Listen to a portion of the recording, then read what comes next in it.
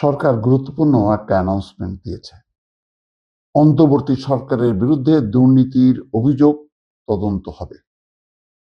অনেক উপদেষ্টা নড়ে চড়ে বসবে, বিশেষ করে তরুণ উপদেষ্টা কয়েকজনের ব্যাপারে ইতিমধ্যেই ইঙ্গিত মিলেছে।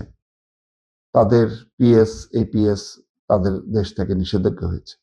বিভিন্ন মন্ত্রণালয়ে তারা নিয়োগ বাণিজ্য করেছে, বদলি বাণিজ্য করেছে এবং বিভিন্ন প্রকল্পে নয়ছয় করেছে, বরাদ্দ বাড়িয়েছে। এখন এইখানে যদি হাত দেয় তাহলে ইউনূস সরকারের নিঃসন্দেহে বদনাম হবে, এবং বদনাম হওয়ার মতন কাজ করেছে। রাষ্ট্রের সম্পদ নিয়ে নয়ছয় করার অধিকার নেই।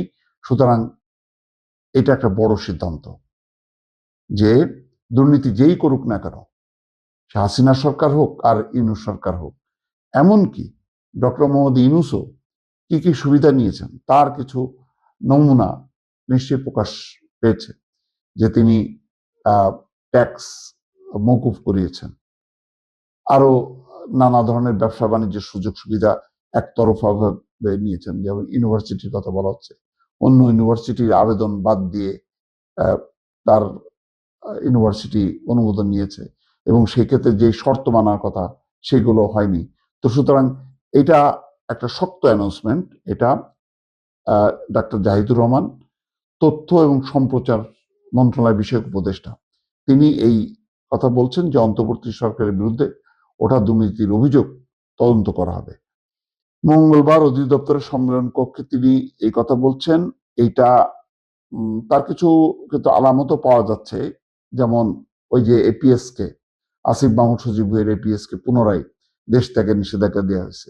এগুলি হলো হালকা সিমটম, কিন্তু আরো দৃশ্যমান যদি না হয় তাহলে মনে হবে যে ছাড় দিচ্ছে। যেমন এক সময় ওই 111 সরকারকে হাসিনা ওয়াকআউট দিছে, তাদের বিরুদ্ধেও অনেকের বিরুদ্ধে কোটি কোটি টাকা দুর্নীতির অভিযোগ আছে। টাকা নিয়ে বিদেশ চলে যাওয়া সামরিক বেসামরিক কর্মকর্তাদের বিরুদ্ধে অভিযোগ আছে যে তারা দুর্নীতির তদন্তের নামে লুটেরাদের কে থামানোর নাম করে তাদের কাছ থেকে সুবিধা নিয়েছে।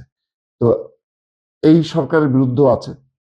এই সরকারে কারা কারা কি কি সুবিধা নিয়েছে, আওয়ামী লীগ সরকারের দুর্নীতিবাজদের সাথে আপোষ করে কাদেরকে রক্ষা করেছে, তাদের সম্পদ রক্ষা করার চেষ্টা করেছে, সেগুলো তথ্য উপাত্ত কিন্তু অনেকের মুখে মুখে। কারা বিদেশে গিয়ে ব্যাংক অ্যাকাউন্ট খুলেছে সেই তথ্যগুলোও কিন্তু জানা আছে। এখন 111 সরকারের কে যেভাবে ছাড় দিয়েছে হাসিনা সরকার, এখনো দেওয়া হবে কিনা এটা পরিষ্কার না, যেহেতু 1 মাসের উপর সরকারের বয়স হয়েছে মাত্র।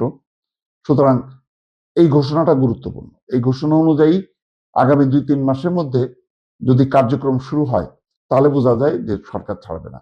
আর যদি আগামী 2-3 মাসে কোনো আলামত দেখা না যায় তাহলে বোঝা যাবে যে ওয়াকআউট দিচ্ছে, এবং এই ওয়াকআউটটা দেওয়াটা সরকারের জন্য ক্ষতি হবে। কারণ শুরু থেকেই স্বচ্ছতা নিশ্চিত করতে হবে। স্বচ্ছতা নিশ্চিত না করা হলে সরকার মধ্যে দুর্নীতি মাথাচাড়া দিয়ে আসবে এবং